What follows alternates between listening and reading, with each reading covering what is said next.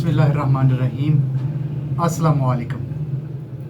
मोहतरम नाजरीन, doctor Jafar Khan homeopathy YouTube channel में डॉक्टर जाफ़र आपकी खिदमत में हाज़िर है और आपको खुशामदीद कहता है।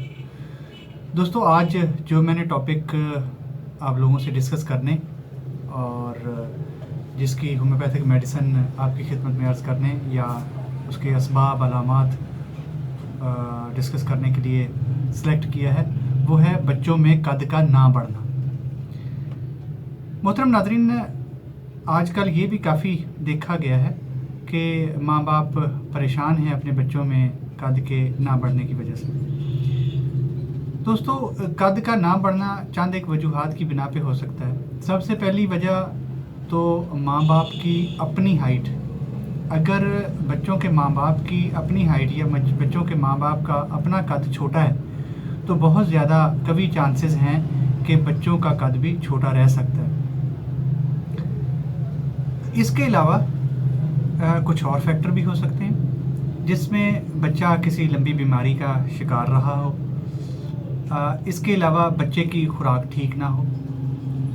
इसके अलावा बच्चे में कुछ हार्मोन्स इम्बैलेंस्ड हों कि उन हार्मोन्स की प्रोडक्शन बैलेंस में ना हो रही हो, ये एक मामला भी हो सकता है। तो इन सब मामलात को हमने देखना है। आप ख़ुद भी देख सकते हैं कि आपके बच्चे में क्या मामला हो सकता है। लेकिन अल्लाह तबारक व तआला का शुक्र है, यहाँ पे उसने हमें बहुत सारी होम्योपैथिक मेडिसिन्स अता फरमाई हैं जो हमारे इस मसले को बहुत हद तक हल कर सकती हैं और हम अपने बच्चों की हाइट को बढ़ा सकते हैं, कद को बढ़ा सकते हैं। दोस्तों, जो मैंने हार्मोन्स का जिक्र किया था, उनमें 3 किस्म की ऐसी सिक्रीशंस या ऐसी हार्मोन्स हैं जो हमारी ग्रोथ, फिज़िकल ग्रोथ और कद वगैरह में इम्पॉर्टेंट रोल प्ले करती हैं। सबसे पहले तो ग्रोथ हार्मोन्स आ जाते हैं जो हमारा पिट्यूटरी ग्लैंड सिक्रीट करता है। अगर ये मुनासिब मिक़दार में हमारे जिस्म में पैदा ना हो रहे हों तो हमारा जिस्म, हमारी हाइट प्रॉब्लमेटिक हो सकती है, हाइट में कमी वाक़या हो सकती है। इसके बाद थायराइड ग्लैंड है जो एक सिक्रीशन सिक्रीट करता है, वो भी हमारे जिस्म की ग्रोथ में एक अहम रोल प्ले करती है।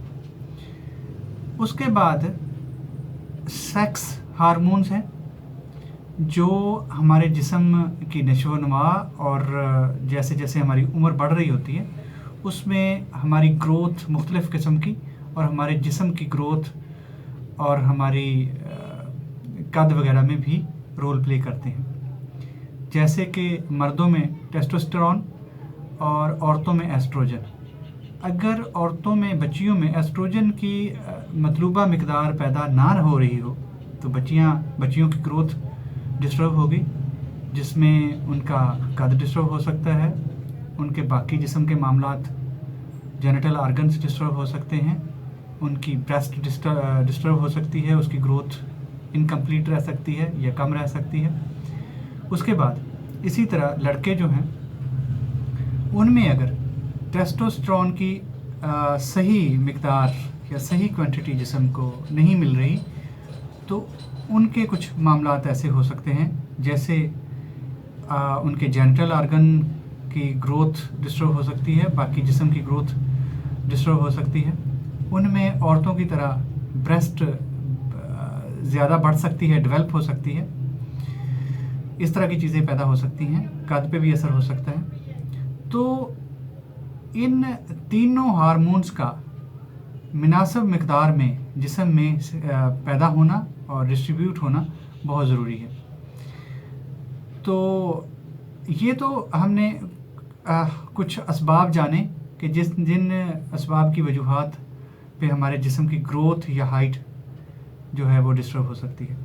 तो अब हम इसकी मेडिसिन की तरफ आ जाते हैं। दोस्तों, आज मैं मेडिसिन में आपको 2 किस्म की दवाइयाँ बताऊँगा। एक तो आपको मार्केट से किसी भी होम्योपैथिक मेडिकल स्टोर से या क्लिनिक से बनी बनाई दवाई मिल सकती है। बहुत ही अच्छी फार्मास्यूटिकल कंपनी है, पाकिस्तान की नंबर 1 होम्योपैथिक फार्मास्यूटिकल कंपनी है, मसूद फार्मास्यूटिकल कंपनी। इसकी एक मेडिसिन आती है HR-32, आप अच्छी तरह देख सकते हैं HR-32। ये मेडिसिन ले लें, ये सिंपल है, कोई आपको मिक्सिंग की ज़रूरत नहीं है, कोई किसी किस्म की ज़रूरत नहीं है। इस मेडिसिन को आपने हफ्ते में कोई एक दिन सेलेक्ट कर लें, जुमा, हफ्ता, इतवार, कोई भी आप अपनी मर्ज़ी से, अपने बच्चों के हिसाब से, उनके स्कूल के हिसाब से, या किसी भी वजह से आप कोई एक दिन सेलेक्ट कर लें और उस दिन में एक टाइम सेलेक्ट कर लें। इस दवाई के 5 कतरे 2-3 घूंट पानी में डालकर बच्चे को पिला दें। याद रखें, खाना खाने के आधा घंटा पौना घंटा बाद या खाना खाने से आधा घंटा पौना घंटा पहले 5 कतरे बच्चे को पिला दें। इसी तरह हफ्ते के बाद फिर उसी दिन उसी टाइम पिलाएं। इसी तरह ये आप जारी रखें जब तक बच्चे का कद आपके रिक्वायरमेंट के हिसाब से मतलूबा मिकदार तक बढ़ नहीं जाता। तो आप इस दवाई को जारी रखें। इसके अलावा एक मेडिसिन और मैं आपको, बल्कि एक मेडिसिन नहीं है ये, इसमें एक मदर टिंचर कॉम्बिनेशन है और उसके बाद पोटेंसीज़ हैं कुछ, वो मैं आपको बता देता हूँ। वो सारी दवाइयाँ आप लें, लेकिन फिर आप 32 ये HR-32 ना यूज़ करें, ये सारी दवाइयाँ लें, बहुत अच्छे रिज़ल्ट आपको मिलेंगे। ला के रखें और जिस तरह मैं बता रहा हूँ, वीडियो को तसल्ली से 2-3 बार देखें। जिस तरह मैं बता रहा हूँ उसी तरह आपने ये दवाइयाँ इस्तेमाल करनी है। दवाइयाँ सारी आप लें। सबसे पहले ट्यूबरकुलिनम 200 पोटेंसी में, इससे कोई दिन सेलेक्ट कर लें, महीने की डेट। अच्छा, एक चीज़ आप यहाँ पे मैं आपको बताना भूल गया, याद रखें, कोशिश करें कि चाँद, जब ये ट्रीटमेंट आप शुरू कर रहे हैं, चाँद की 1, 2, 3 तारीख होनी चाहिए, उस वक्त ये आप ट्रीटमेंट शुरू करें। 1 हो तो ज़्यादा बेहतर है, चाँद बढ़ रहा हो। अच्छा, उसमें आप ट्यूबरकुलिनम 200 पोटेंसी बच्चे की ज़ुबान पे 2 से 3 ड्रॉप गिरा दें। उस दिन आपने कोई दवाई नहीं देनी। दूसरे दिन उसी वक्त सिफलिनम 1 mg बच्चे की ज़ुबान पे 2 से 3 ड्रॉप्स गिरा दें। उस दिन भी आपने कोई दवाई नहीं देनी। नेक्स्ट डे से जाके आपने बाकी दवाइयाँ शुरू करनी। आपने देखना है कि अगर आपका बच्चा दुबला पतला है या बच्ची दुबली पतली है, तो आपने ब्राइटा 3x पोटेंसी में, अगर लिक्विड फॉर्म में है तो 2-3 ड्रॉप ज़ुबान पे सुबह दोपहर शाम गिराएं। अगर ज़ुबान पे नहीं बच्चा लेता तो 6-7 कतरे 2-3 घूंट पानी में डाल के उसे सुबह दोपहर शाम पिलाएं। अगर वो टैबलेट फॉर्म में है और छोटी टैबलेट्स हैं तो 4 से 5 गोलियां सुबह दोपहर शाम बच्चे को चूस कर खाने के लिए दें। और अगर आपका बच्चा मोटा ताज़ा है तो उसके लिए मेडिसिन होगी ब्राइटा कार्ब 3x पोटेंसी में। इसको भी इसी तरह, अगर टैबलेट फॉर्म में है तो 4 से 5 गोलियां सुबह दोपहर शाम बच्चे को चूस के खाने के लिए दें। और अगर लिक्विड फॉर्म में है, डाइल्यूशन है, तो बच्चे की ज़ुबान पे 2 से 3 ड्रॉप्स गिरा दें दिन में 3 बार, 3 से 4 बार। और अगर बच्चा ज़ुबान पे गिराने के लिए थोड़ी सी इरिटेशन फील करता है तो आप 6 से 7 कतरे पानी में डाल के 2-3 घूंट पानी में और बच्चे को पिला दें। याद रखिएगा, शीशे का गिलास या कप इस्तेमाल कीजिएगा। इसके बाद दूसरा मैं आपको मदर टिंचर कॉम्बिनेशन बताता हूँ। ब्राइटा कार्ब क्यूब पोटेंसी में मदर टिंचर और ब्राइटा म्यूर क्यूब, दोनों को बराबर बराबर मिकदार में मिक्स कर लें, अच्छी तरह शेक कर लें और इसके 20-20 कतरे सुबह दोपहर शाम बच्चों को 2 से 3 घूंट पानी में डालकर पीने के लिए दें। और इन दवाइयों को उस वक्त तक जारी रखना है जब तक आपके बच्चे का कद बढ़ना शुरू नहीं हो जाता या आपकी जो रिक्वायरमेंट है उसके हिसाब से बढ़ नहीं जाता। याद रखिएगा, बच्चियों का जो कद है वो 19 साल तक बढ़ेगा, 19 साल तक बढ़ता है, और बच्चों का कद जो है वो 24 साल तक बढ़ सकता है। इसके बाद रिज़ल्ट मिलना मुश्किल है। और जितनी आप 12-13 साल की उम्र में देंगे दवाई तो ज़्यादा अफेक्ट होगा। इस तरह अफेक्ट जैसे जैसे उम्र बढ़ती जाएगी कम होता जाएगा। तो दोस्तों याद रखिएगा कि जिस दिन आपने बड़ी पोटेंसियाँ देनी है उस दिन कोई दवाई नहीं देनी। फिर महीने के बाद बाकी दवाइयाँ बंद करें और एक दिन ट्यूबरकुलिनम की वही पहले की तरह डोज दें और दूसरे दिन सिफलिनम की पहले की तरह डोज दें। बच्चों की खुराक अच्छी रखें और बच्चों को की फ़िज़िकल एक्सरसाइजेस रखें, बच्चे खेलें कूदें भागे दौड़ें और ख़ुराक अच्छी खाएं, टेंशन फ्री रखें, बच्चों को इजी रखें और इंशाअल्लाह आपको 100% रिज़ल्ट मिलेंगे।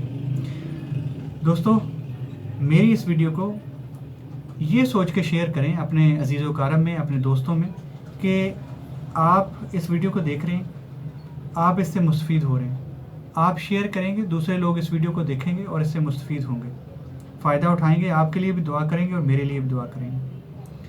तो लिहाजा मेरी वीडियो को शेयर ज़रूर करें, मेरी हौसला अफजाई के लिए मेरी वीडियो को लाइक ज़रूर करें और मेरे चैनल को सब्सक्राइब करना बिल्कुल ना भूलें, ताकि मेरी फ्यूचर में आने वाली वीडियोस भी इसी तरह जो होम्योपैथिक मेडिसिन रिलेटेड या बीमारियों के मुतालिक या होम्योपैथिक से मालूमाती वीडियो से रिलेटेड मालूमाती वीडियोस आती रहती हैं, मैं डालता रहता हूँ, कोशिश करता रहता हूँ, तो वो ताकि आपको टाइमली मिलती रहें और आप देख के मुस्तफ़ीद होते रहें। दोस्तों, मेरा मकसद है आप लोगों को ज़्यादा से ज़्यादा होम्योपैथिक मेडिसिन से रोशनास कराना, क्योंकि इन मेडिसिन के कोई साइड इफ़ेक्ट नहीं है, ये साइड इफ़ेक्ट फ्री हैं। बीमारी को जैसे ही आपके जिस्म में ज़ाहिर होती है, किसी अच्छे होम्योपैथिक डॉक्टर के पास जाएं और अपना होम्योपैथिक मेडिसिन से इलाज करवाएं और साइड इफ़ेक्ट से और मुज़र असरात से बचें और एक हेल्दी और खुशगवार ज़िंदगी गुजारें।